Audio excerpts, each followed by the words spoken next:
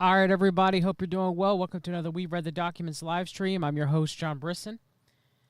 I want to thank Robbie Martin on Twitter for bringing this to my attention about Tucker Carlson. This is the main part of my Tucker Carlson expose series. And it'll be discussing an article that Tucker Carlson wrote for the September 1996 Weekly Standard magazine. Of course, the Weekly Standard was originally edited by its founders, Bill Kristol, who's an ardent neocon and a CMP CFR member, and Fred Barnes. The Weekly Standard has been described as the neocon Bible, and its founding publisher, of course, was News Corporation. Of course, News Corporation was founded by Rupert Murdoch, who would later, found Fox News. Yeah, I mean, what do you expect? So many people who are listening are aware of the work of Gary Webb in his book, The Dark Alliance, about drug trafficking from the Latin America to the west coast of the United States of America, primarily the Los Angeles area through Freeway Rick Ross. The Council for National Policy, of course, Webb did not know about this at this time, but he pretty much laid out through Colonel Oliver North, who was a long-term Council for National Policy member in the CMP's direct involvement with the financing of Iran-Contra affair. Actually, Ronald Wilson Reagan was getting briefings about the Iran-Contra affair directly from briefings that were given to the Council for National Policy, interestingly enough, right? Like he was getting his information directly from the CMP. Intelligence briefings, nonetheless. So you need to go read the book, The Dark Alliance. It really proves beyond a shadow of a doubt the CMP, Colonel Oliver North, the Iran-Contra affair, and the involvement of trafficking illicit drugs, mainly crack cocaine, into the United States of America to fund CIA black projects. So why don't we begin? A disgraceful newspaper expose and its fans by Tucker Carlson. We've been saying this for years, Representative Maxine Waters told a crowd of supporters in Los Angeles not long ago, and now we've got this. In her hand, Waters held a series of articles published by the San Jose Mercury News that seem to confirm what the congresswoman from South Central Los Angeles has been claiming all along, that America's inner-city crack epidemic was manufactured from above, part of an until now secret plot to destroy black people. 2 days later, as a gathering sponsored by the Congressional Black Caucus in Washington, Waters made her point explicit. As hundreds of people cheered, she thanked those present for having the audacity to be outraged that the government put drugs in our communities. Now, I would say that you could look at Maxine Waters' involvement in the Dark Alliance. I mean, she's written a foreword to it. Was she there to co-opt Gary Webb's work? Was she there to put a liberal leftist spin to Gary Webb's work, to make right-wingers to conservatives to outright dismiss it because Maxine Waters was involved? Or is it a possibility that Maxine Waters does care about her African-American constituency to some degree and is upset that crack was flooding the ghettos in Los Angeles? It could be any of that. But it's something I want to discuss because, Tucker Carlson's using Maxine Waters, pushing the articles that are written by Gary Webb in the San Jose Mercury News, which will later become, used basis for the book, The Dark Alliance. That's what, Tucker's going to say is, well, this is just, liberal leftist Maxine Waters propaganda, right? That there's no merit to this, when we know good and well that there is a lot of merit to this. The series entitled Dark Alliance, The Story Behind the Crack Explosion, written by a reporter named Gary Webb, was published in August. It purports to show how in the 1980s, CIA-supported drug dealers flooded poor sections of Los Angeles with inexpensive cocaine, thereby turning the city into the crack capital of the world. Such tales have been a staple of the black press for the better part of a decade, but with the publication of the Mercury News series, they went mainstream. Within weeks, both CIA Director John Deutsch and Attorney General Janet Reno pledged to look into the matter. Barry McCaffrey, the Clinton administration's drug czar, called for a full and thorough investigation. Last week, Newt Gingrich conferred with Maxine Waters. Cries of outrage are ringing out the highest levels across the land. Before they grow much louder, all involved might take another look at the series that started the outcry. It's a disgrace. Gary Webb's stories revolve around the activities of two Nicaraguan exiles living in the United States, Oscar Danila Blandón and Juan Norwin Minces. According to Webb, both men were members of the Nicaraguan Democratic Force, a Contra group known as the FDN. Both also were active in the drug trade. Minces was Blandón's supplier. Blandón, in turn, sold thousands of pounds of cocaine to a black dealer from south central Los Angeles named Ricky Freeway Rick Ross. Profits from the transactions may have gone to finance the FDN's war against the Nicaraguan Sandinista government. Ultimately, both Blandón and Minces amended their roles as cocaine traffickers. Blandón went on to become an informant for the Drug Enforcement Administration. Of course he did. These are the essential uncontested facts in the series, all of which are news only to those with short memories. In 1986, the Reagan administration itself stated that some Contras, or at least individuals on the periphery of the Nicaraguan resistance, have been involved in drug trafficking. The head of the CIA Central American Task Force in public testimony before Congress in 1987 said the same thing. The fact that people associated with the Contras, as well as, for that matter, officials in the Sandinista government, ran drugs has been a matter of consensus in the United States for more than a decade. Whether the CIA tactically condoned or participated in the drug trafficking is another matter. A subcommittee headed by Senator John Kerry spent 2 years and huge amounts of money in the mid-1980s trying to answer the question. Of course, it was a limited hangout, as it always is, Tucker. So did some of the best investigative reporters in America. All have strong motives, both ideological and professional, to prove the CIA had in hand in cocaine smuggling. None was able to. Indeed, ample evidence surfaced that the CIA officials had worked to remove drug traffickers from Nicaraguan resistance. Oh, Tucker, you really love being a mouthpiece for the deep state that you claim you aren't. Webb appears to solve the long-standing mystery, making a case that the CIA was indeed involved in bringing cocaine into Los Angeles. The Mercury News is hardly subtle about the point. Accompanying the series is an illustration of a man smoking crack. The image is superimposed on the official seal of the Central Intelligence Agency. The only problem is, after a year of research, Webb came up with no evidence to support his claim. Web series does show that during the time they were dealing drugs, Blandón and Minces met with Adolfo Calero and Enrique Bermudez, two well-known Contra leaders who received money from the Central Intelligence Agency, and also through Oliver North, the Council for National Policy, and supposedly from the human trafficking and child molestation that was going on for the Franklin scandal, when there was a transfer of Nicaraguan contrabands between Colonel Oliver North, Lawrence E. King, and Colonel Michael Quino. But of course, Tucker's not going to write that, right? Good friends with David Brock later and James Alefantis, Tucker Carlson. Two-time VIP to Common Pizza Ping Pong, Tucker Carlson. But I digress there.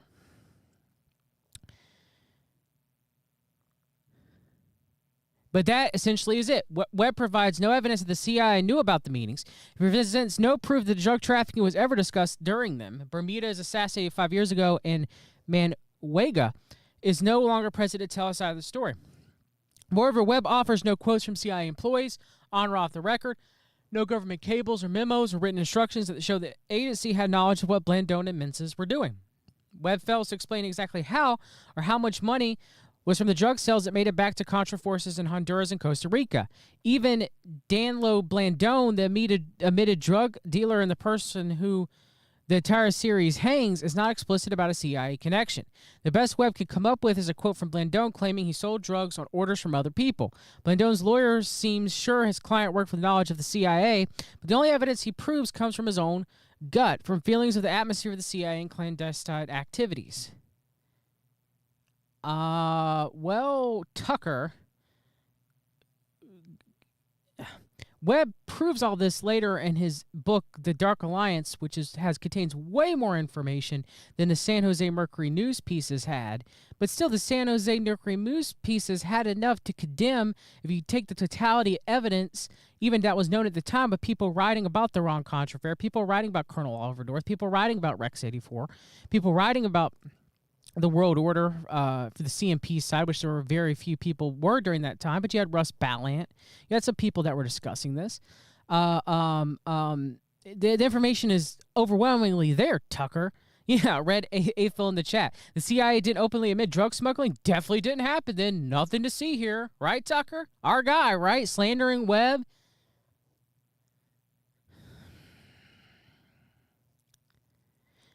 Instead of actual... Hold on. Blandon's lawyer seems sure his client worked with the knowledge of the CIA, but the only evidence he provides comes from his own gut, from feelings about the atmosphere of the CIA and clandestine activities. Instead of actual evidence, Webb relies on a series of probably unrelated events to show a conspiracy was afoot. Both Menzies and Blandon seem to have engaged in drug trafficking in the United States for a number of years before being brought to trial. In 1986, for instance, federal agents raided Blandon's properties looking for evidence of his involvement with drugs. They didn't find any. It may have been a stock case of bureaucratic incompetence. Dope dealers escape prosecution or skate out on technicalities every day. But Webb doesn't see it that way.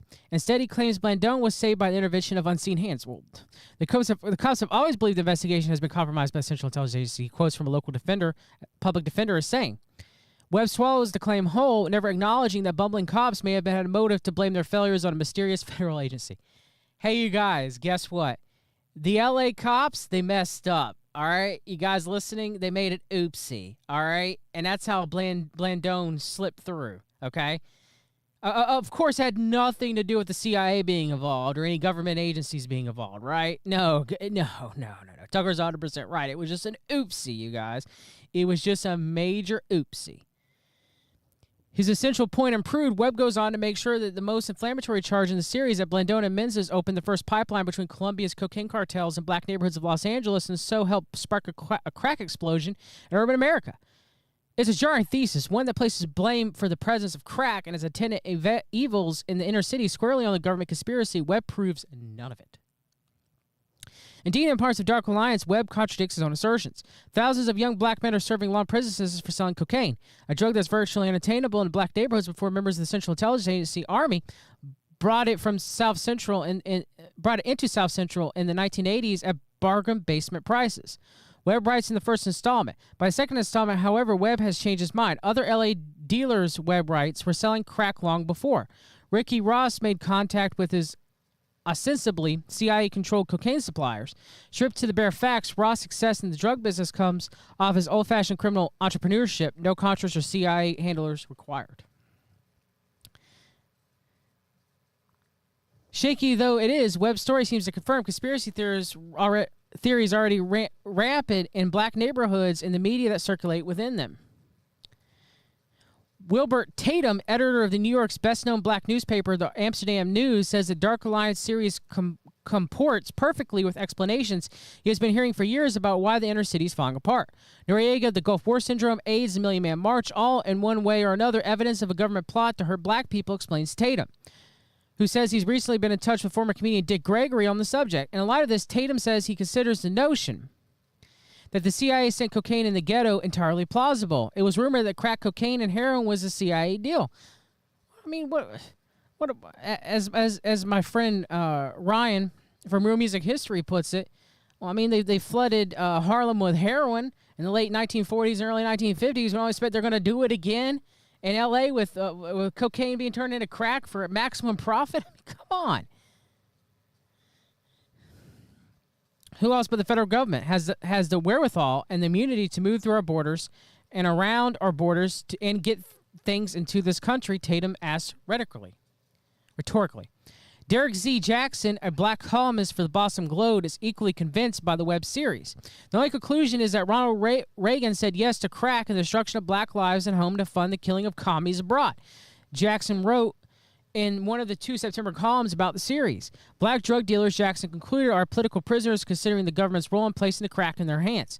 Despite its at time overheated tone, even the Mercury News series never accused Ronald Reagan of deliberately conspiring to kill black people. How did Jackson reach such a conclusion? Reagan's general attitude towards African Americans during his presidency certainly leaves him open to all kinds of possibilities, Jackson explained in an interview. Conspiracies are very hard to prove in direct, hard, cold fact, but it seems to me that if you line up all the dots in sort of dots kind of game, it seems pretty clear. Not all black journalists have been clumsily blunt. The more savvy-like novelist Ishmael Reed, writing in the Washington Post Outlook section recently, have taken up what might be called the Tawana Brawley defense. Maybe it didn't happen in this specific case, but things like this do happen. What does it have to do with the drug running?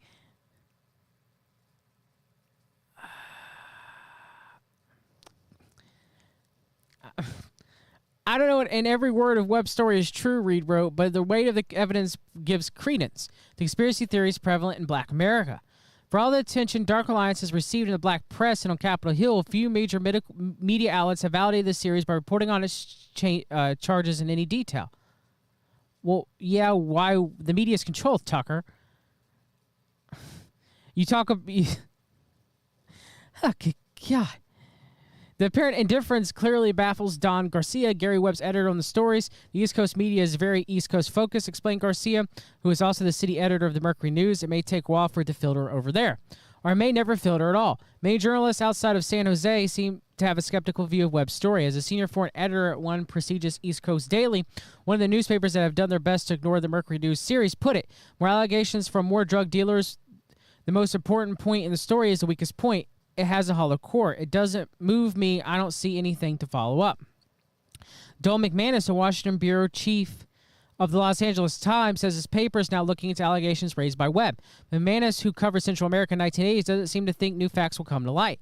Most of the provable elements in the story, he points out, came out in print 10 years ago. When I saw these names, I thought, gee, I've seen this before.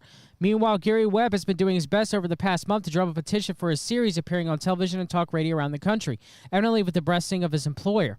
A Mercury News internet site helpfully provides an updated list of Webb's radio and television appearances. Try to reach Webb at the newspaper headquarters and recording requests. Your name or the name of your organization or show, channel, frequency, audience, including type and size, and date of the time of the requested interview or appearance.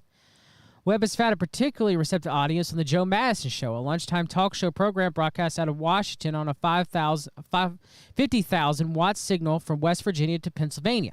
Madison himself, a member of the National Board of the NAACP, is not one to let a few missing facts stand in the way of a good conspiracy theory, has become one of Webb's biggest supporters.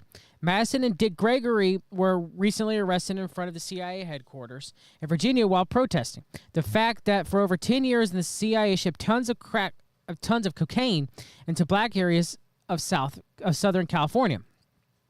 Madison says listeners have been transfixed by Webb's allegations, which he's discussed almost continuously since Dark Alliance first appeared.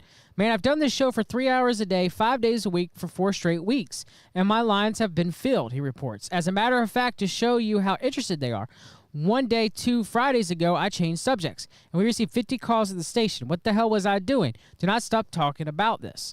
According to Madison, the Mercury News series didn't tell the whole story. It didn't need to. Informed people can fill in the blanks. I'm telling you that Gary Webb, myself, Dick Gregory, and a few other people that we're working with know that the CIA has acknowledged that the Contras were dealing in drugs, he said heatedly. This is not a black story any more than the Holocaust is a Jewish story. What we have here is an American tragedy. That's right. It was an American tragedy. It doesn't matter what race you are. It's tragic. It affected everyone.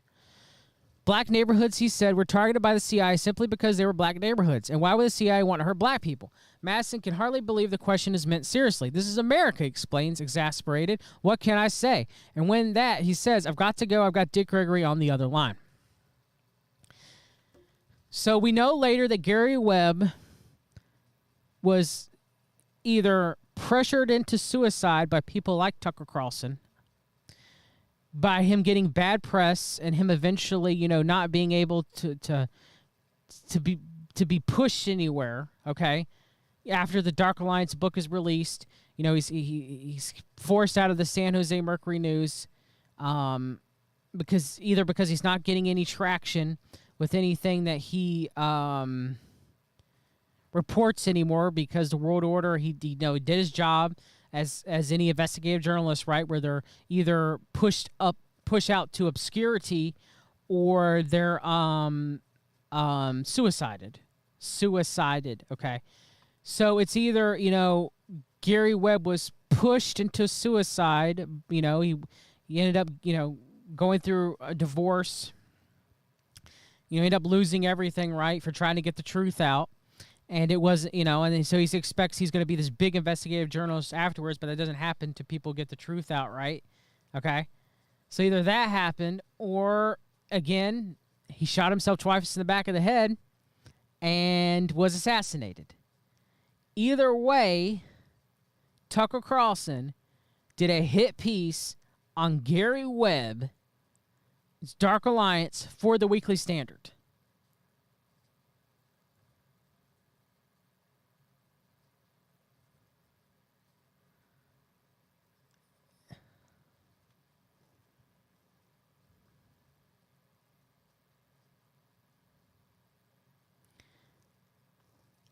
It's sad, Tucker.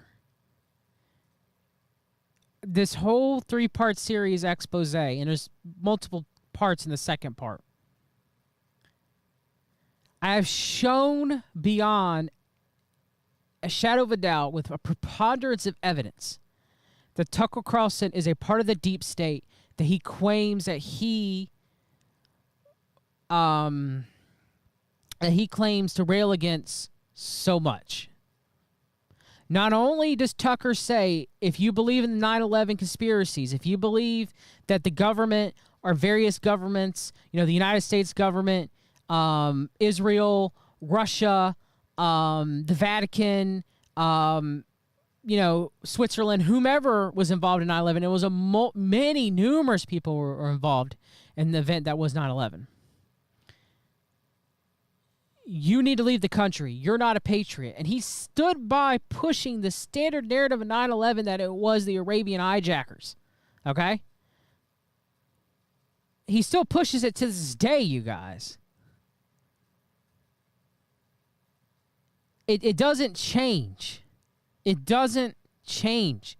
Tucker is not worth your time. He's not on your side. He might say things, even to me as a conservative, that might tickle my ear. He says the right thing sometimes. But that doesn't mean that he's for us. He never has been and never will be. This is further concrete proof of it.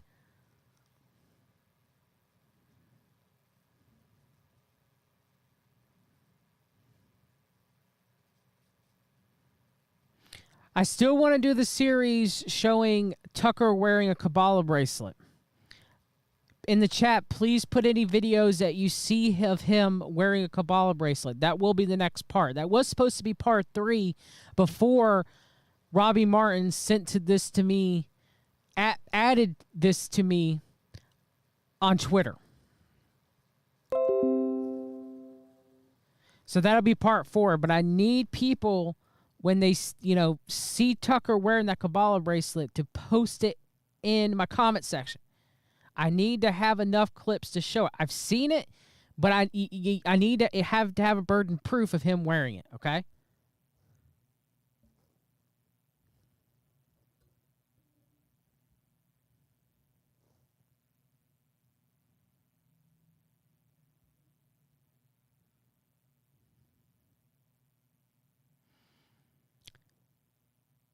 Tucker is an elite member.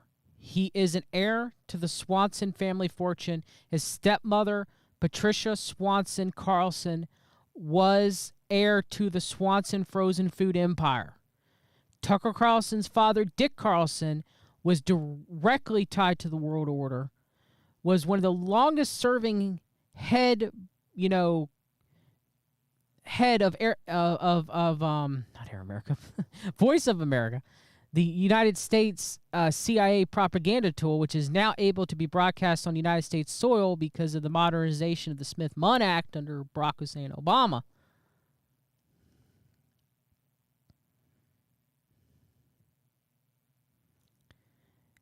Dick Carlson was also ambassador to the Seychelles under the George H.W. Bush administration, and would later be head of the Corporation for Public Broadcasting. He was also very good friends with David Brock, and whom introduced David Brock to Tucker Carlson's son. And one last thing, I'll finish with this. Everybody loves to talk about how Anderson Vanderbilt was supposed to be a CIA agent before he went into journalism. And, now he has his show, Anderson Cooper, on CNN. He was turned down by the CIA, but everybody loves to claim that he is a CIA agent, part of Operation Mockingbird. Tucker Carlson also applied for the CIA and was turned down. Just because Tucker Carlson says things that you like, you have to use the same logic. If Anderson Vanderbilt is part of the CIA, is part of Operation Mockingbird, and was turned down by the CIA, but you still claim that he was a part of the CIA, you have to use that same logic chain for Tucker Carlson, who applied for the CIA, was turned down for the CIA, and then went in an investigative journalism job, career field, like his father before him.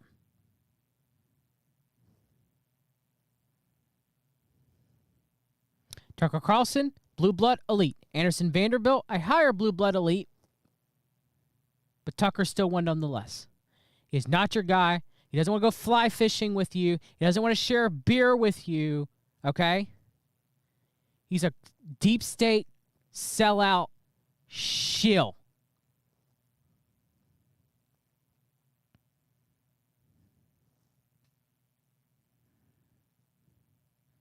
If you don't believe me, go back and watch all the parts that I've made entirely about Tucker Carlson and exposing him. Did come back to me and say he ain't part of it. And if you say that, you're deluding yourself and you've made him into an idol.